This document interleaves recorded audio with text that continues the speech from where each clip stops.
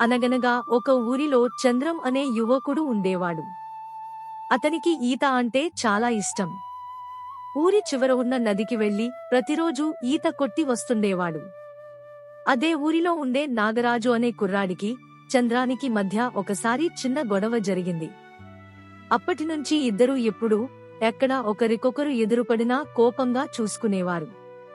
నాగరాజుకు ఈత రాదు. ఎలాగైనా చంద్రంలాగా తాను కూడా ఈత కొట్టాలనుకున్నాడు. వీలైనప్పుడల్లా ఈత నేర్చుకోవటానికి వెళ్లడం మొదలుపెట్టాడు. ఒకరోజు సాయంత్రం చంద్రం తన స్నేహితుడితో కలిసి ఈత కొట్టడానికి నదికి వెళ్లాడు. ఆ రోజు నది ఉధృతంగా ప్రవహిస్తోంది. ఇంత ఉధృతంగా ప్రవహిస్తున్న నదిలో ఈత కొట్టటం చాలా ప్రమాదం అనుకుంటూ చంద్రం, అతని స్నేహితుడు ఇంటికి బయలుదేరారు.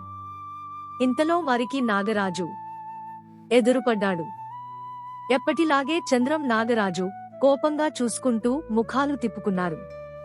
నాగరాజు నది ఉధృతంగా ప్రవహిస్తుందనే విషయాన్ని గమనించకుండా నదిలో ఈతకు దిగాడు.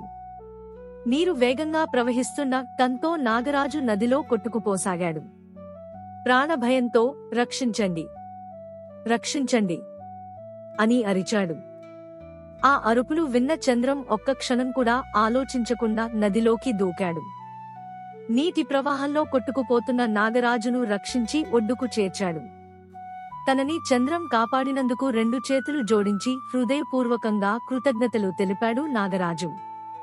ఇంటికి వెళ్తున్నప్పుడు చంద్రాన్ని అతని మిత్రుడు, నువ్వు, నాగరాజు గొడవ పడ్డారు కదా, మరి అతన్ని రక్షించటానికి నీ ప్రాణాన్ని సైతం లెక్క చేయకుండా నదిలోకి దూకావు ఎందుకు అని అడిగాడు. అప్పుడు చంద్రం, నాకు ఈత వచ్చి కూడా నా కళ్ల ముందు ఈతరాని వాడు నీటిలో కొట్టుకుపోతుంటే చూస్తూ ఉండలేకపోయాను.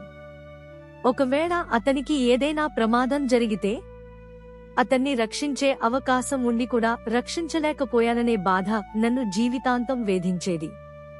ఆ బాధ భరించడం కన్నా కొద్ది నిమిషాల తెగింపు నయం కదా. పైగా శత్రువు అయినా సరే ప్రాణాపాయంలో ఉంటే రక్షించి తీరాలి అన్నాడు చంద్రం.